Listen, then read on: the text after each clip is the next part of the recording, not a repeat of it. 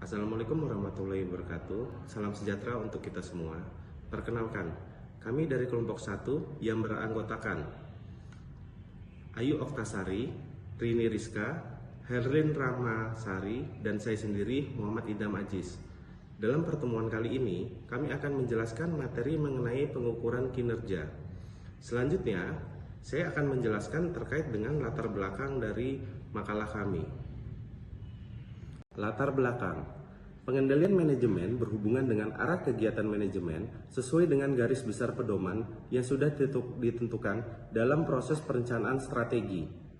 Sistem pengendalian manajemen meramalkan besarnya penjualan dan biaya untuk tiap level aktivitas, anggaran, evaluasi kinerja, dan motivasi karyawan. Dalam era globalisasi saat ini, perkembangan industri dan perekonomian harus diimbangi oleh kinerja karyawan yang baik sehingga dapat tercipta dan tercapainya tujuan-tujuan yang ingin dicapai.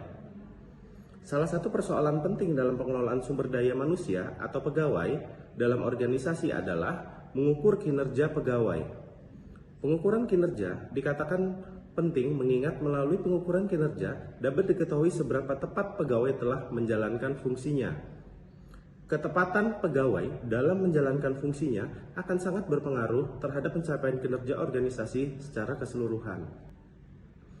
Adapun rumusan masalah dalam karya tulis kami adalah yang pertama, apakah yang dimaksud dengan kinerja?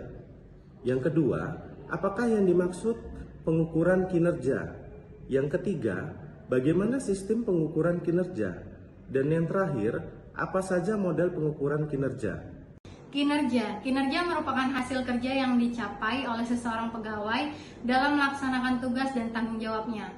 Adapun faktor-faktor yang mempengaruhi kinerja menurut Armstrong, yang pertama yaitu faktor individu, kemudian faktor kepemimpinan, faktor kelompok atau rekan kerja, faktor sistem, dan juga faktor situasi. Selanjutnya yaitu pengukuran kinerja. Pengukuran kinerja merupakan suatu alat manajemen yang digunakan untuk meningkatkan kualitas pengambilan keputusan dan akuntabilitas, serta untuk menilai pencapaian tujuan dan sasaran dalam suatu perusahaan. Pengukuran kinerja juga merupakan proses dari penilaian tentang kemajuan pekerjaan yang telah dicapai oleh seseorang atau sekelompok orang dalam suatu organisasi, dengan kewenangan dan tanggung jawab masing-masing dalam upaya mencapai tujuan dari organisasi tersebut. Tujuan dan manfaat pengukuran kinerja. 1. Meningkatkan motivasi karyawan dalam memberikan kontribusi kepada organisasi, memberikan dasar untuk mengevaluasi kualitas kinerja masing-masing karyawan. Ketiga, mengidentifikasi kebutuhan pelatihan dan pengembangan karyawan. Keempat, membantu pengembalian keputusan yang berkaitan dengan karyawan. Manfaat sistem pengukuran kinerja.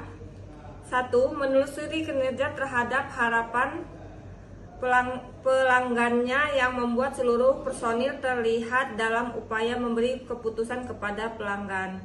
2. Motivasi pegawai untuk melakukan pelayanan sebagai bagian dari mata rantai pelanggan dan pemasok internal. Ketiga, mengidentifikasi kebagian pemasaran sekaligus mendorong upaya-upaya pengurangan terhadap pemborosan tersebut. Keempat, membuat suatu tujuan strategis yang masanya masih kabur menjadi lebih konkret sehingga mempercepat proses pembelajaran perusahaan. Prinsip pengukuran kinerja ada 9. 1. Seluruh aktivitas kerja yang signifikan harus diukur. Kedua, pekerjaan yang tidak diukur dapat dikelola karena dirinya tidak ada informasi yang bersifat objektif untuk menentukan nilainya. 3. Kinerja yang tak diukur selayaknya diminimalisir atau bahkan ditiadakan. 4. Keluaran kinerja yang diharapkan harus ditetapkan untuk seluruh kerja yang diukur. 5.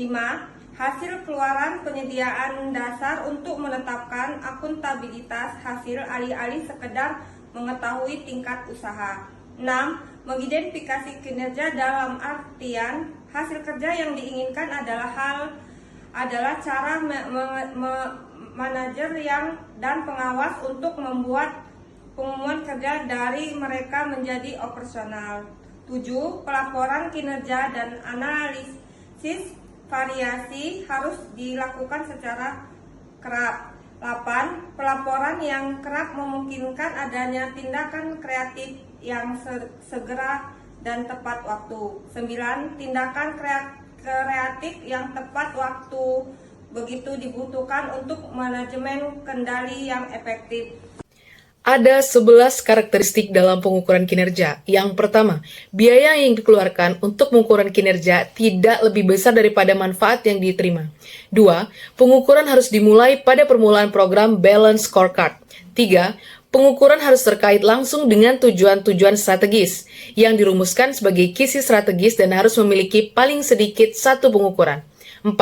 Pengukuran harus sederhana serta memunculkan data yang mudah untuk digunakan, mudah dipahami, dan mudah untuk melaporkannya. 5. Pengukuran harus dapat diulang terus-menerus sehingga dapat diperbandingkan. 6. Pengukuran harus dilakukan pada sistem secara keseluruhan yang menjadi ruang lingkup Balance Scorecard. 7. Pengukuran harus dapat digunakan untuk menetapkan target mengarah ke peningkatan kinerja di masa mendatang. 8. Ukuran-ukuran kinerja dalam program Balance Scorecard yang diukur seharusnya telah dipahami secara jelas oleh semua individu yang terlibat. 9. Pengukuran seharusnya melibatkan semua individu yang berada dalam proses terlibat dengan program Balance Scorecard. 10. Pengukuran harus akurat, dapat diandalkan, dapat diverifikasi, sehingga dapat diterima dan dipercaya sebagai hal yang valid oleh mereka yang akan menggunakannya. 11. Pengukuran harus berfokus pada tindakan korektif dan peningkatan, bukan sekedar pada pemantau atau monitoring dan pengendalian. Kriteria Sistem Pengukuran Kinerja, Kaskio, tahun 2003, halaman 336-337.